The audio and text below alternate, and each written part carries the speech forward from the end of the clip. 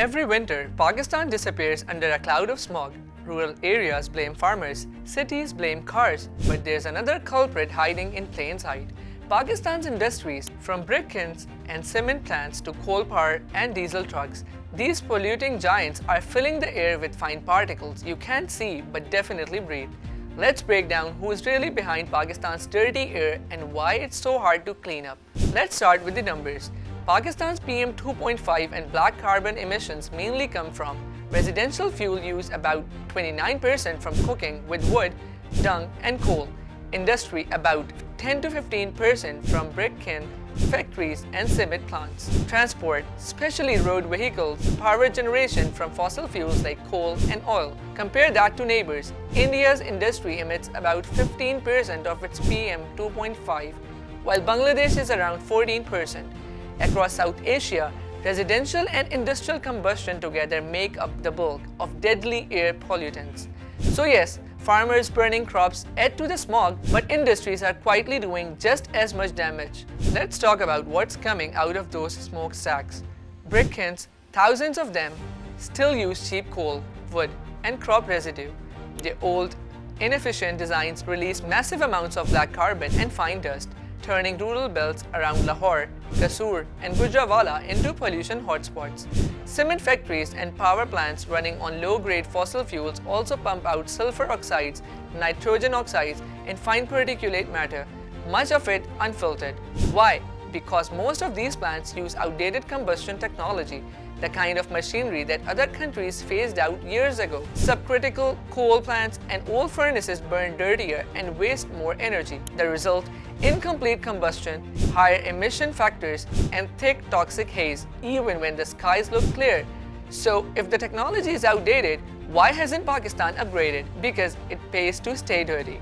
The government spends billions subsidizing fossil fuels and paying independent power producers to keep running, even if the country doesn't need the electricity. These take-or-pay contracts guarantee profits no matter how polluting the plant. Oil and gas make it easier to stay old-fashioned than to go green.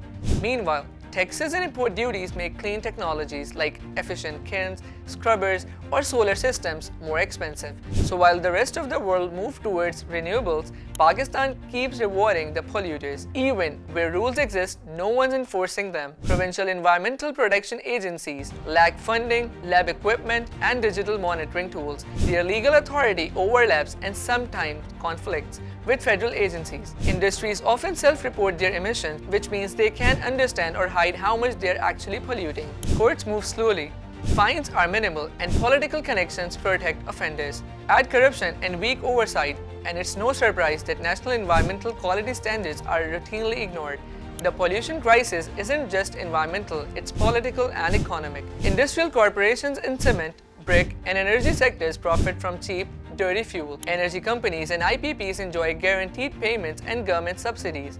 Politicians protect them because these industries bring jobs, taxes, and campaign donations. And corrupt officials turn a blind eye, often literally paid to look the other way.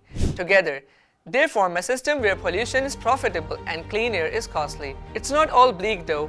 Pakistan has seen some progress like zigzag brick kilns which cut coal use by 20% and black carbon by up to 60%. This technology not only pollutes less but saves fuel and improves brick quality. And while renewables energy is still small, solar and wind power projects are growing, slowly chipping away at fossil fuel dependence. But these success stories need real support, financial incentives for cleaner tech, strict enforcement of pollution limits, green financing and carbon pricing to make clean production profitable, and coordination between federal and provincial agencies so enforcement isn't lost in bureaucracy. Smog isn't just a weather problem, it's a governance problem. Until Pakistan fixes how industries are powered, policed, and politically protected, every winter will look the same. Clean air isn't about blaming farmers or cars, it's about holding the system and the people benefiting from it accountable. Because right now, the real factory running at full speed in Pakistan is the smog machine.